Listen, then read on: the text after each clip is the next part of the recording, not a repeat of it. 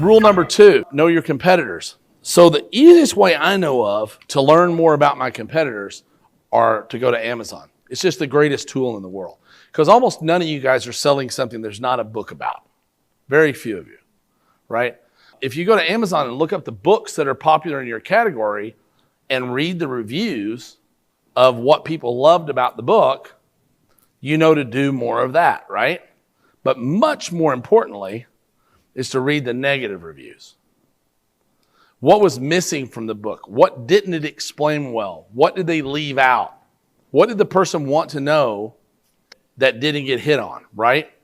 You can go back, search that back the other direction, go back to Quora and look those terms up and see if that was popular on Quora. Was it in TwinWord? There's a little bouncing back and forth that goes on here, but we do this at the office. When we're doing an offer, we'll do a big whiteboard like this and we'll just cover the whiteboard with words. And we circle them as we find them 1, 2, 3, 4 times. We'll circle them in different colors or put different check marks by them. And eventually you may have 300 words on that board, but 10 or 12 of those words or those terms are going to be really highlighted. They're really going to start to stand out. And you can start to draw a connection between them, right? Everybody wonders how some people get lucky and write a great offer. That does happen. A lot of you sitting in this room right now got lucky with an offer. And then you've never been able to reproduce it, right?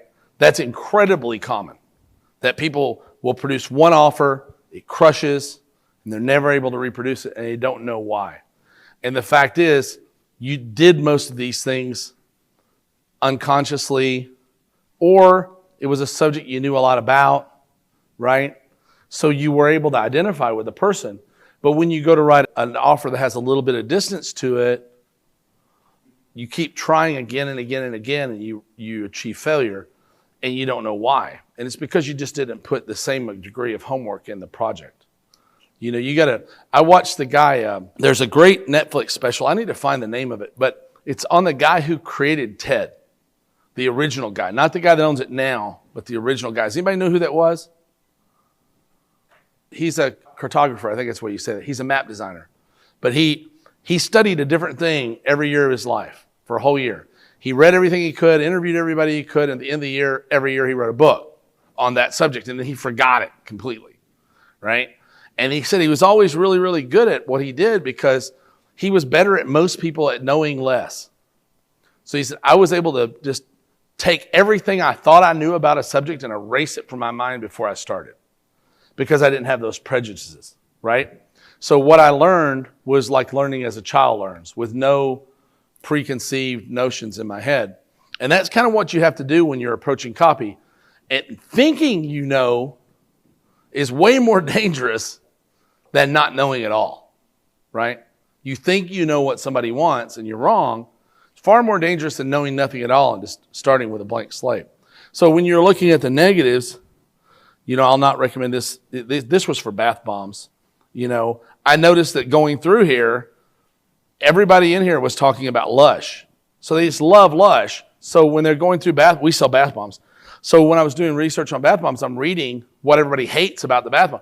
They don't smell as good as Lush. They don't last as long as Lush. They don't bubble as much as Lush. They don't do this like Lush, that like Lush. So Lush has the market on bath bombs. They own the market. They're the category killer, right? So now I got to figure out how do I compete with them? And you know what our answer was at the end of the day?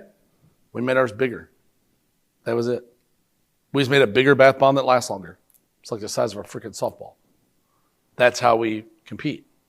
Twice the size of Lush, right? With the same strength, same bubbly, same whatever. And you got to show them videos of it and all that. So yeah, that's what I did. So that's a Lush bath bomb on the right, and that's one of mine on the left.